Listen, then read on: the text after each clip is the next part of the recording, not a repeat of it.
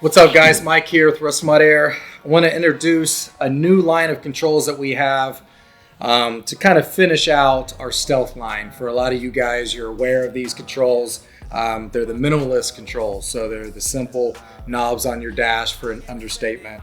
So you have your fan, your mode, and your temp. So simply put, we said, hey, let's finish this out a little bit. And so now we have what we call our ENCO controls, which is ultimately the stealth controls, but now they have a nice trim ring that you mount around them, and there you have it. So as you can see, this gives a nice clean finished look on your dash or on your center console that you're mounting these. So I kind of like this flare.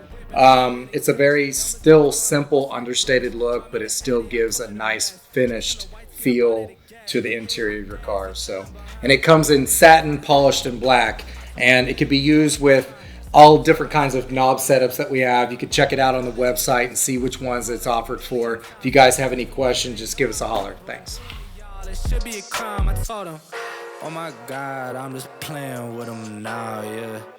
Oh my God, what she saying, say it loud, yeah.